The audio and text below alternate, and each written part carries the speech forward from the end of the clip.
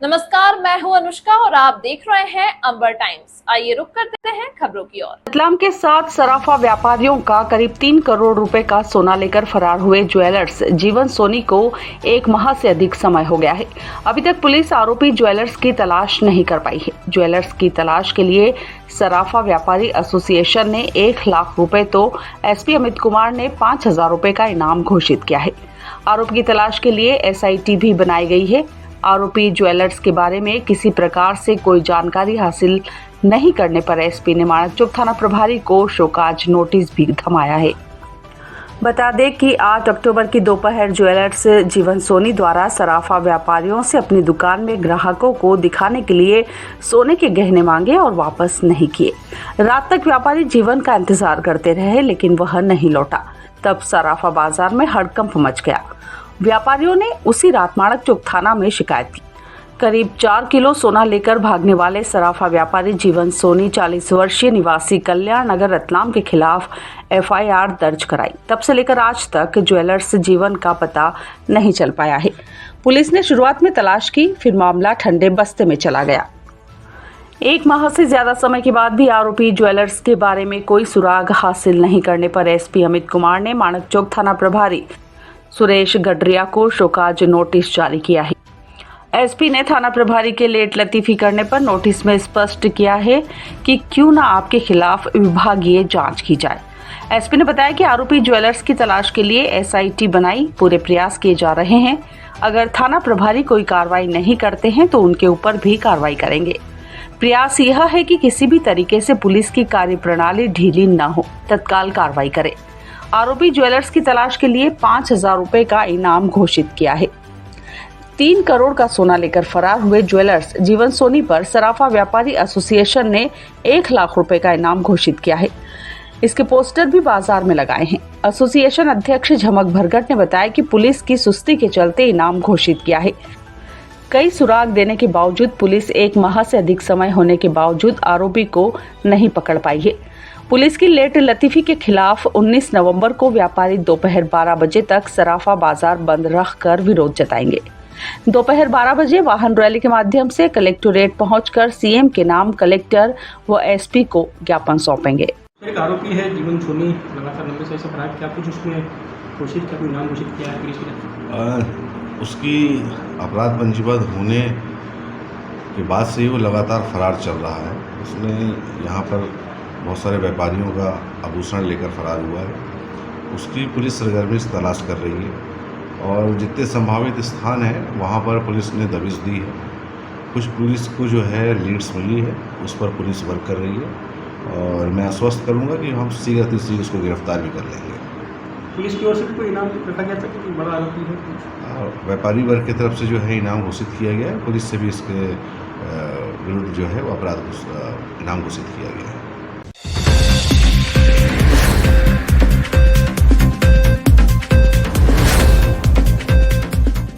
सागौद road स्थित जनजाति छात्रावास की बालिकाएं सोमवार को कलेक्ट्रेट कार्यालय अपनी समस्याओं को लेकर पहुंची। बालिकाओं का कहना था कि छात्रावास में खाना ठीक से नहीं दिया जा रहा है। वहीं छात्रावास में पदस्थ शिक्षिका को लेकर भी छात्राओं द्वारा कई गंभीर आरोप भी लगाए गए और अपनी परेशानियां कलेक्टर साहब को सुनाई गई। वहीं कलेक्टर के द्वारा सभी छात्राओं को आश्वासन दिया गया कि जल्द ही जांच करवाई जाएगी। वहीं मामले की जानकारी देते हुए छात्रा द्वारा बताया गया कि क्या नाम बेटा आपका? बिट्टू हारी जी, क्या समस्या आपको यहाँ कलेक्टर साहब को बताया था? पोए में धंधरे निकलते और चावल कच्चे मिलते, दाल पतली मिलती, रोटी जली हुई मिलती। कौन से छात्रावास में आप स्कूल में? सागौद में। तो क्या कलेक्टर साहब से मिले तो क्या बोल रहा है आपको? सर ने बोला हम जांच करके करते हैं सब। क्या नाम आपका? उर्मिला भाबर। उर्मिला जी बताएं, आपको जो समस्या बता रहे हैं तो कौन से मैडम को आपको हटाना है? कल्पना दामा को। क्यों हटाना है? क्योंकि वो टॉर्चर करते हैं हमको, हर बात पे डांटती रहते हैं, खाना भी अच्छा नहीं मिलती। और वो शनिवार को शाम को हमारी लड़ाई हुई थी 22 से, तो भी मैम ने उनकी साइड ली, हमारी साइड नहीं ली। बोलते तो दोनों लड़कियों को बोलते हैं, एक ही को बोला उन्होंने, उनको एक को वापस भेज दिया, उनके उससे बात भी नहीं की। हर बार कुछ ना कुछ बोलते हैं, गलत ही बोलते हैं। किस तरह से, क्या बोलते गलत? भैया मिलने आते तो भी बोलते हैं कि बॉयफ्रेंड ही होता है ये तो, और स्कूल नहीं जाते हैं तो लड़कों से मिलने जाते हैं। क्या नाम बताया मैडम का पूरा आपने? कल्पना दामा।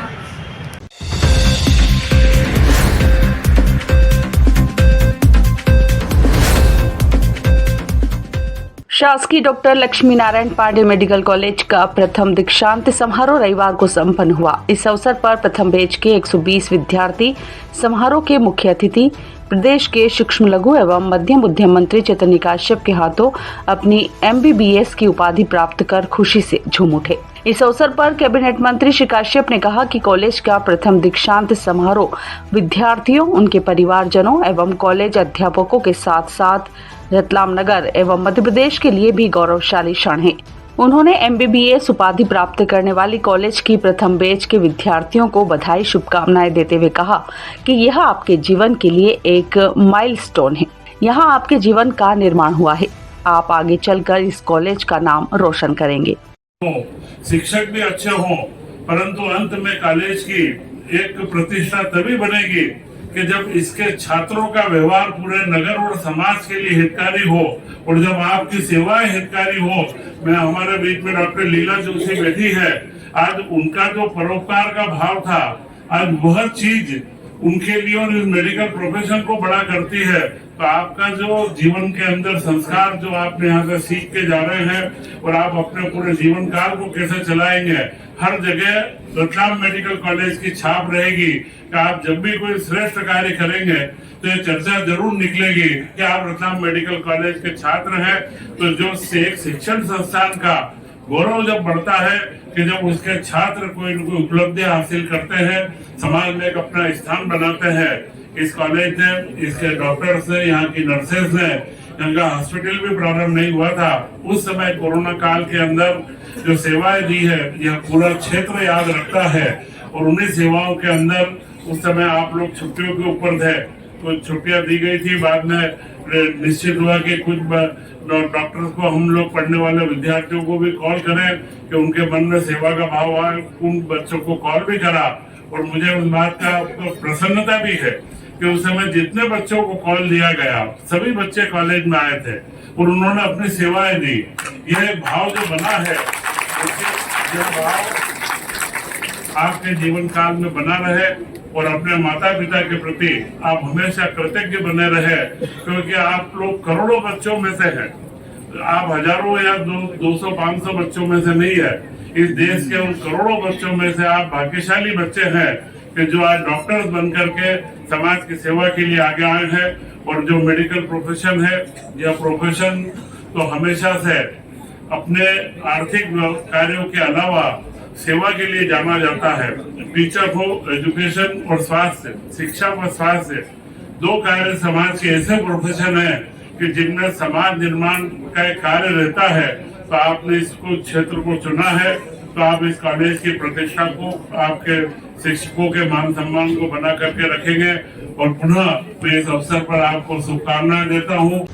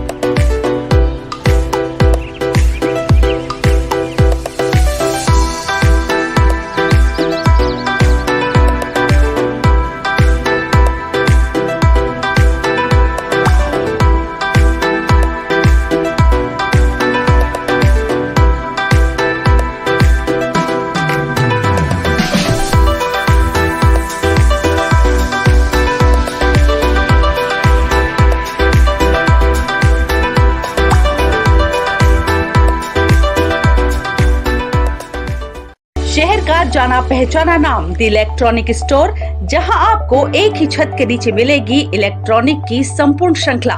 त्योहारों की सीजन में हमारे साथ अपने सपनों को कीजिए साकार। 0% डाउन पेमेंट, आसान किश्तें, क्रेडिट कार्ड पर 20% तक का cashback, scratch card offer, exchange offer के साथ हर खरीदारी पर आपको मिलेगा एक special gift. The electronic store पर आप पाएंगे LED, TV, fridge, washing machine, AC, cooler, music system, microwave, geyser, water purifier के साथ बहुत कुछ। तो देर किस बात की, आज ही अपने सपनों को कीजिए पूरा द इलेक्ट्रॉनिक स्टोर पर। हमारा पता है 35 कोठारी मार्केट, 2 बत्ती, रतलाम। कॉन्टैक्ट 9992456666।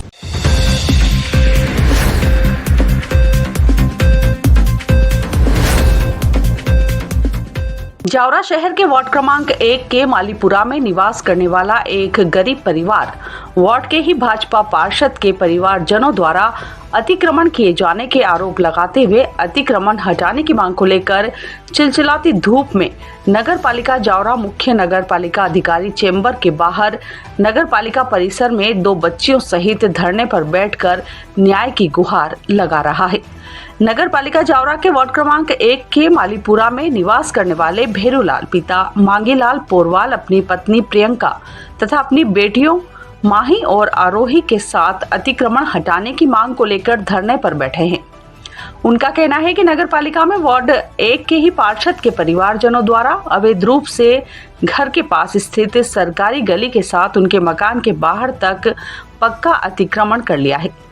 बीते करीब 6 सालों से लगातार शिकायत करने के बाद भी कोई कार्रवाई नहीं हुई, बल्कि पार्षद ने अपने प्रभाव का उपयोग करते हुए महज 50 रुपए के स्टाम्प पर नगर पालिका से PM आवास के 2.5 लाख रुपए भी प्राप्त कर लिए हैं, जिसकी शिकायत भी की गई, लेकिन कोई कार्रवाई नहीं हुई। अतिक्रमण के चलते पीड़ित परिवार के घर का रास्ता भी बंद हो गया है। मजबूरी में बैठना पड़ा धरने पर। धरने पर बैठे परिवार ने बताया कि बीते 6 सालों से शिकायत करने पर भी कोई कार्रवाई नहीं की गई। लगातार शिकायत करने के चलते अतिक्रमणकर्ता मूलचंद पिता नंदाजी गहलोत के परिवारजनों ने रविवार को पत्नी प्रियंका और बेटियों के साथ घर में घुसकर मारपीट की, जिसकी रिपोर्ट शहर थाना पर लिखवाई है। अब मजबूर होकर न्याय की आस में नगर पालिका में धरने पर बैठना पड़ा है। अब जब तक न्याय नहीं मिलता है तब तक धरना जारी रहेगा।